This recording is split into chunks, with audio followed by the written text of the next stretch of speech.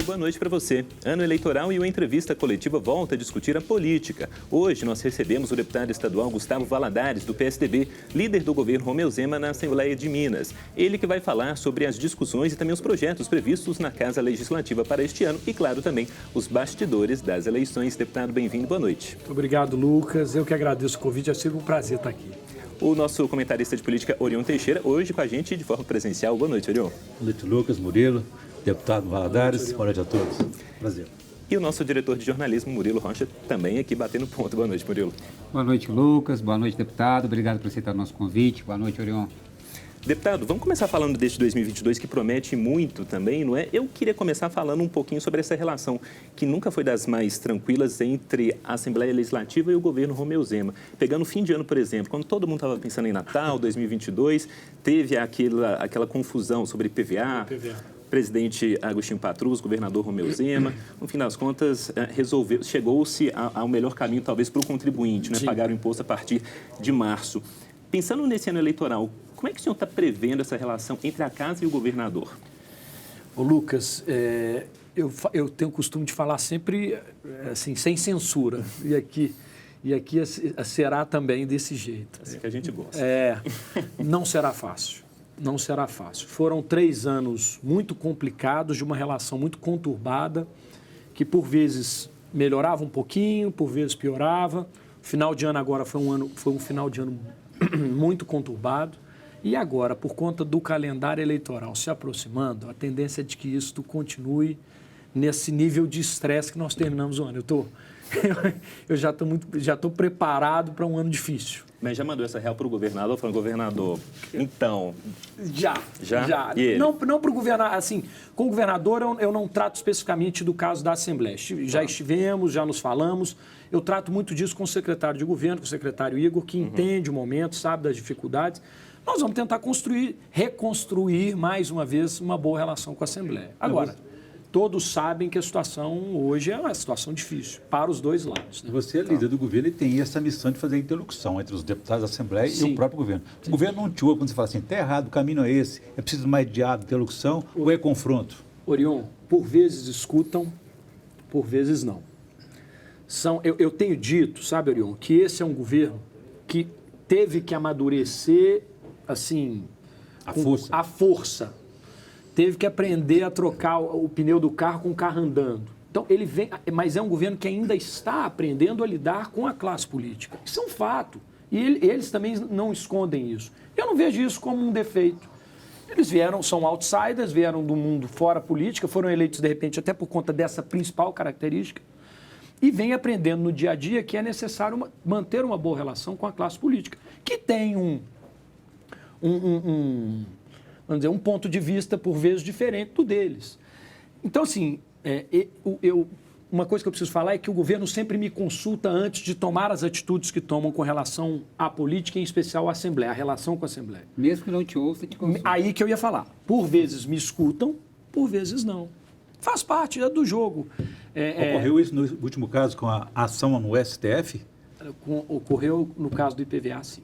E do STF agora recentemente, em que, antes da Assembleia se reabrir, o secretário estava fazendo uma interlocução com a Assembleia, mas o governo já estava lá no Tribunal Superior. Esse caso do Tribunal do Supremo, ele é uma consequência do julgamento, da ação que foi impetrada logo depois da questão do IPVA, no final do mês de dezembro. Lá, naquele momento, a Assembleia venceu o primeiro embate no Supremo e o governo, então, entrou com vamos dizer assim, essa foi a segunda medida, consequência daquela primeira de dezembro. Então, não foi algo novo, tá certo? Ela é consequência daquela primeira. Nesse ponto, Orion, eu quero deixar assim de forma muito clara, eu acho que o governo, nesse ponto, fez de forma correta por uma simples razão. O governo está com a faca no pescoço, colocada, que não me entendam mal os ministros do Supremo, mas colocada pelos ministros Barroso e, se não me engano, pela ministra Rosa Weber, que já deram um prazo ao governo do Estado para resolver a questão da adesão ao regime de recuperação até o mês de abril. Como o governo não tem autoridade sobre a Assembleia para obrigar a Assembleia a votar, o que ele fez? Ele entrou lá atrás com o regime de urgência, que travou a pauta. Isso já foi uma demonstração de que, olha, nós, Executivo, queremos a votação da adesão do projeto. A Assembleia que não quer. Ele está, na verdade, tentando, mostrando ao Supremo que o que está ao alcance dele, ele tem tentado fazer. Então, o governo também se furtar a usar dessas armas que tem, desses mecanismos, ficaria ruim para ele. Fica parecendo que ele está fazendo meio que Mas um explica para jogo nós, meio até onde que vai esse combinado. regime de urgência? O que ele impõe? Ele impõe a pauta ou ele impõe a votação ou ele impõe, inclusive, a aprovação? O regime de urgência é um instrumento que está, inclusive, na Constituição. Porque a gente fala que a Bíblia que rege a Assembleia, o caderno, o livro que rege a Assembleia é o regimento interno. Ele tem força de lei dentro da casa. Mas aquilo que está na Constituição, obviamente, está acima disso. O regime de urgência está previsto na Constituição, tanto na Constituição Federal quanto na Constituição Estadual. E ele prevê o seguinte, tanto o governo do Estado quanto a Assembleia podem propor regime de urgência, tá certo? O governador do Estado tem o direito de propor. Ele propôs. Depois de X dias, eu não me lembro 45 agora, 45 dias, se o projeto não for apreciado nas comissões e em plenário, ele passa a trancar a pauta do plenário da Assembleia. Prioridade. A princípio, Orion, nem requerimentos a Assembleia poderia estar votando. Mas o presidente Agostinho, muito experiente que é, conhecedor da casa, e vivendo esse momento diferente que nós estamos vivendo aí por conta da pandemia, lá atrás ele havia criado aquele rito Covid para dar celeridade em projetos que eram importantes à época, com nós todos em casa. A Assembleia ainda não tinha aquela estrutura e as ferramentas que tem hoje para o trabalho remoto das comissões, do plenário e tal. Então ele criou um rito Covid que diminuía os prazos e a tramitação dos projetos. Sim. E aí ele voltou com esse rito em dezembro e, usando desse argumento, ele passou por cima dele para votar o projeto do IPVA. E voltou agora, no final de janeiro, a reeditar mais uma vez esse rito. Então, essa é a briga que está no Supremo sendo discutida. O governo do Estado dizendo o seguinte, olha, a Assembleia está desrespeitando a Constituição do Estado, que rege sobre a questão do regime de urgência. Então, nós estamos nessa briga aí, sabe? Agora, deputado, diante disso, desse cenário, desses 3 anos aí bélicos aí entre a Assembleia e o governo do Estado, talvez nunca tínhamos visto isso em Minas Gerais, um pouco, como o senhor disse, pela experiência do governador e um pouco também aí pelos deputados aproveitando justamente dessa inexperiência também para conseguir barganhar algumas coisas. Como é que fica esse último ano, justamente esse ano eleitoral? O governo vai conseguir votar alguma coisa importante? O que tem de interesse para o governo, além desse regime de recuperação fiscal? Tem alguma outra pauta importante? O senhor acha que consegue votar até o meio do ano? Olha, um ano que já é mais curto, né? Eu não posso lhe garantir assim, que nós vamos conseguir votar. Mas quais são os temas aí importantes? Além da adesão ao regime de recuperação, nós temos lá inúmeros projetos que o governo considera como projetos que poderiam ser ou poderão ser benéficos à população do Estado. Por exemplo, o projeto que tira a administração do DETRAN das mãos da Polícia Civil. Minas Gerais é hoje o único estado da federação que ainda possui o DETRAN administrado pela Polícia Civil. Os projetos já estão na Assembleia, precisa tramitar nas comissões, basta, obviamente, vontade dos presidentes das comissões, vontade política da maioria para poder fazê-lo andar. E esse é um projeto que eu tenho certeza que a população aplaudiria. E daí para a Sejusp? Iria para... Ele, a princípio, se não me engano, CEPLAG. CEPLAG. CEPLAG. Tá. E dali você faria uma terceirização, né? Não sei se iniciativa privada, mas uma empresa tomaria conta. É algo que já nos outros estados já funciona assim. Temos outro, por exemplo, que para nós foi tratado como prioridade, que seria aquela fusão do Hospital Eduardo de Menezes com a FUNED, para a criação se chamaria Centro Mineiro de Controle de Doenças, depois a gente manteve como FUNED. Até por um pedido da oposição na negociação que a gente chegou a fazer para tentar fazê-lo andar, a oposição falou, não, larga esse nome aí, vamos manter FUNED. Beleza, vamos manter FUNED. Esse é outro projeto que está lá, que poderia andar, que a gente acha que faria uma fusão. Criaríamos aqui em Minas algo parecido com o Butantan, que é a ideia do Estado. Já existem 250 milhões de reais, estão prontos para serem investidos nesse novo instituto aí, daquele dinheiro que veio do Acordo da Vale, para poder impulsionar a questão de vacinas. Nós vivemos essa questão da pandemia, mas não só por conta da pandemia de Covid, vacina contra tudo que há aí, que eu acho que seria benéfico ao cidadão mineiro também. Enfim, são muitos os projetos que a gente teria ali que poderiam ser votados. Agora, esta infelizmente, essa guerra política que existe hoje está travando muita coisa. Eu queria que o senhor falasse um pouquinho do regime de recuperação fiscal. O senhor pessoalmente entende como importante também e por quê? Lucas, eu não só acho importante, eu acho como fundamental, por uma simples razão. Eu já participei de debates e até sugiro, viu, Murilo, que a gente faça um debate sobre isso aqui numa nova data, viu, Orion? Com um deputado, com um outro deputado, um deputado que pensa diferente de mim, mas eu acho o seguinte, é o único caminho que Minas tem para poder resolver o seu problema da dívida que tem com a União, que é de quase 140 bilhões de reais. São 139 bilhões e alguma coisa. Que estão, obviamente, às bicas de termos de novo voltar a pagar a parcela mensal, que não é barata, são mais de 500 milhões de reais mensais, que pesa no bolso do Estado, ainda mais para um Estado que está com dificuldade financeira, que hoje não está pagando por conta dessas liminares que estão sob risco de cair se não aprovarmos a adesão ao regime. E aí a discussão que eu sempre fiz com os deputados que são contra o regime e com aqueles que me procuram que são contra o regime, eu digo o seguinte, qual a outra solução que temos? O deputado André Quintão, que é meu amigo pessoal, somos colegas desde 2003 na Assembleia, quem eu respeito muito. Do PT, só para a gente... Do PT. Isso. Ele, essa semana, deu uma entrevista, não me lembro qual órgão de imprensa, dizendo o seguinte, olha, o governo do Estado tem que esquecer o regime de recuperação e tem que buscar negociar com o governo federal uma outra forma de resolver esse problema, porque isto é um absurdo e tal. Aí, o questionamento que eu faço é o seguinte, bem, há 4 anos atrás, Orion, nós tínhamos o governador Fernando Pimentel eleito. Minas, numa situação complicada, já numa situação difícil. Inclusive, quem entrou com a primeira liminar no Supremo para não pagar a parcela da dívida com a União foi o governador Pimentel. À época, presidente da República era a presidente Dilma, do partido do governador Pimentel e amigos de juventude, militância de juventude, amigos de longa data, muito próximos. O governador Pimentel, naquela época, não conseguiu resolver o problema de Minas. E até porque não conseguiria. É a mesma coisa que eu estar lhe devendo, Orion, um bom dinheiro, e dizer o seguinte, pô, mas nós somos amigos há tanto tempo, me deixe ficar sem lhe pagar mais uns anos. Aí você vai falar, mas eu quero garantias, eu quero que você me dê me planeje como que você vai me pagar, com que dinheiro? É isso. Mas aí tem a União não pode perdoar. O que implica tem consequências, por exemplo? Porque, por exemplo, tem a questão do servidor, como o Murilo destacou, congelamento de reajuste de salários, congelamento de progressão da carreira, venda de estatais. E outra coisa que eu acho que mais grave ainda, que é a questão da autonomia do Estado, que passa a ser gerenciada por um colegiado, um membro do Ministério da Economia ou do Tribunal de Contas e um apenas do governo de Minas. Uma equação de 2 para 1. Vamos lá. Vamos aproveitar que o deputado tomou um golinho d'água para a gente ir para o nosso intervalo, porque aí na volta ele responde esses questionamentos do Orion Teixeira. Entrevista coletiva volta já já.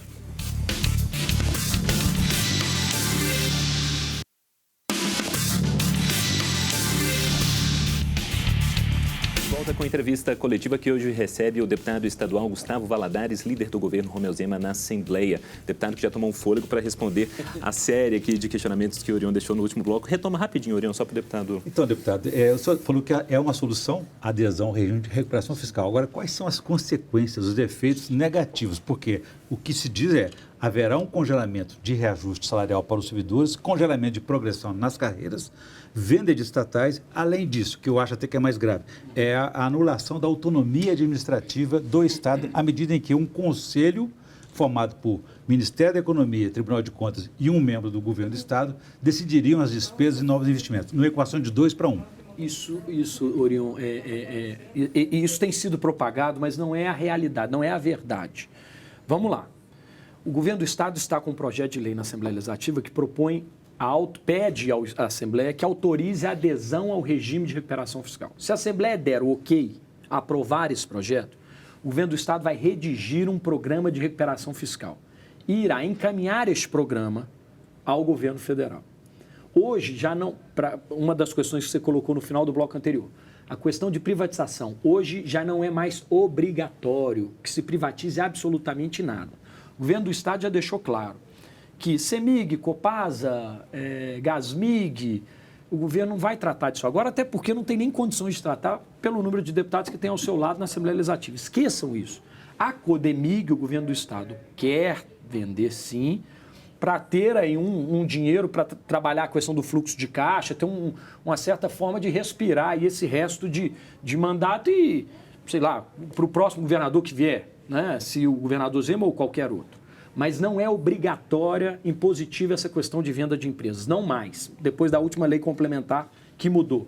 Segundo, essa questão desse conselho, que teria um representante do Ministério da Economia e tal, isto é para supervisionar este programa que será apresentado pelo governo do Estado ao governo federal, se aprovado pelo governo federal. Se lá neste programa o governo do Estado disser, Murilo, olha, estiver previsto, eu vou conceder a cada 2 anos um reajuste ou uma recomposição salarial de, estou chutando aqui, de 10% aos servidores e tal. Se tiver lá no programa e for aprovado pelo governo federal, tiver a anuência do governo federal, está tudo certo. O que não pode, obviamente, voltando à comparação, eu te devendo um dinheiro, é eu falar, não, eu vou lhe pagar, aí você olha para o lado, eu estou comprando casa, avião, carro importado e estou te deixando de pagar. Aí você vai falar o que, ora, Gustavo? Está tudo errado. Você não falou comigo que ia me pagar, como é que você está gastando dinheiro de lá e não está me pagando? É apenas isso. Não existe como vocês imaginem se nós vamos tirar a autonomia e o poder de um governador do Estado, eleito pela população do Estado para governar por 4 anos, para colocar na mão de 3 técnicos. Um da Secretaria da Fazenda, um do Ministério da Economia Tribunal de Contas. E um terceiro do Tribunal de Contas. Isso não existe. Eles estarão ali para fiscalizar aquilo que está no programa, que foi o que aconteceu no Rio de Janeiro agora. O Rio de Janeiro, por 2 vezes, e aí é bom que fique claro, aqueles que questionam o regime de recuperação, se fosse tão ruim, o Rio de Janeiro não estava pedindo, pelo amor de Deus, para voltar. O Rio de Janeiro aprovou 2 vezes a adesão ao regime, 2. Propôs ao governo federal 2 programas de recuperação fiscal. Tomou bomba agora no segundo, porque não estava cumprindo aquilo que estava no programa. Aí é diferente. Tá certo? O Rio Grande do Sul fez... Porque deu reajuste. Porque não estava previsto no programa. Se estiver previsto no programa, não há problema. O próprio governador já disse que, se aprovada a adesão ao regime, está pronto para dar uma recomposição salarial a todas as categorias de servidores do Estado de 10% agora de imediato. E não tem problema nenhum com isso, não.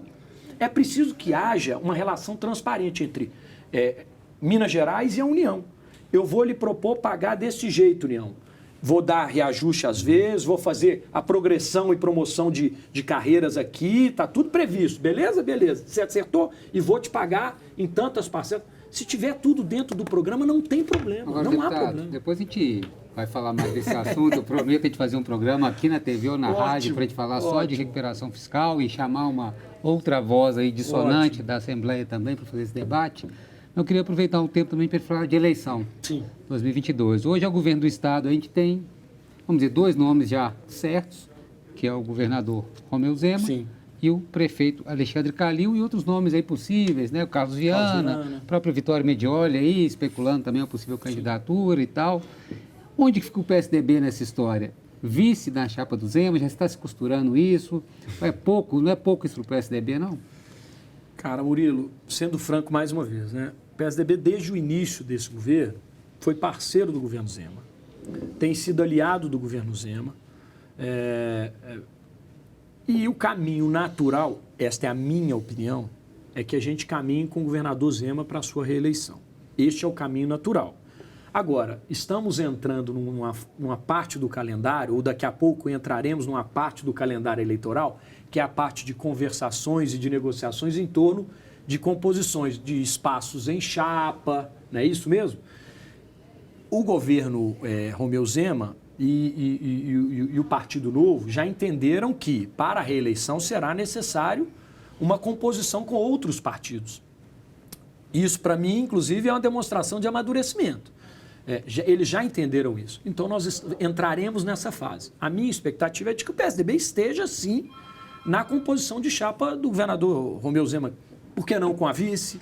Ou com a candidatura ao Senado? Enfim, existem caminhos. Nós vamos trabalhar para isso. Eu tenho que defender os interesses do meu time ou do meu partido, da minha agremiação partidária. Mas, acima de tudo, colocando o interesse da população.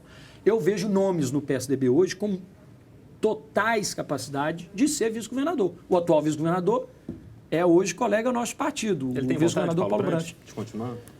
Eu não conversei diretamente com ele sobre isso, mas acredito que sim. Sério? Acredito que sim.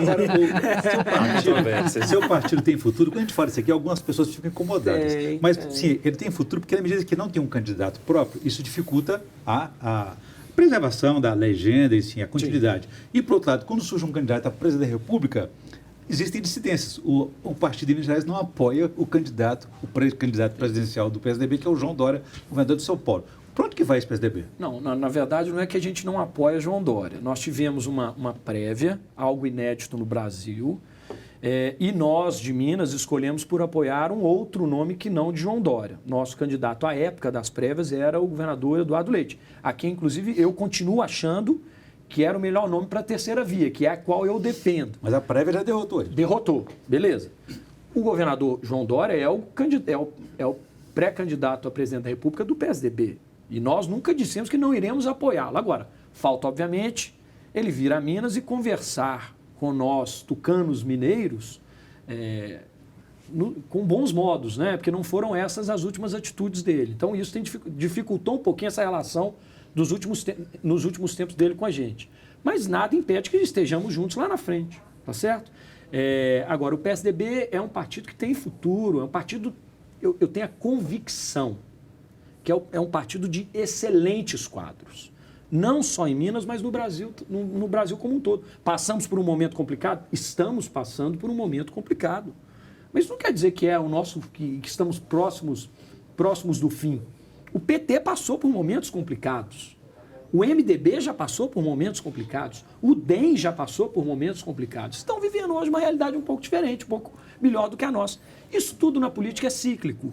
Né? Deputado, mas não sei se por azar, talvez, do PSDB mineiro, a debacle do partido, se a gente pode falar assim, de certa maneira, foi justamente com uma figura mineira, que foi o líder do partido, foi quase presidente, Aécio Neves. E o PSDB hoje é um partido muito dúbio, até nesse posicionamento, por exemplo, de oposição ao governo Bolsonaro, não é? Que pautas apoia, que pautas não apoia. O deputado Aécio Neves mesmo é um que é colocado aí como um grande articulador do PSDB junto ao governo Bolsonaro, mas ao mesmo tempo fala que é oposição. Para o eleitor que já votou no PSDB e já foi uma força política muito grande, não fica meio que... Como assim? O que esse partido está arrumando? Ô, Lucas, eu vou lhe responder essa pergunta com duas questões. Assim. Mais uma vez, o Gustavo falando, está bem, sendo muito sincero. Isso muito me incomoda. A falta de posicionamento firme do PSDB a nível nacional. Eu, particularmente, quero distância do presidente Bolsonaro. Sempre deixei isso muito claro.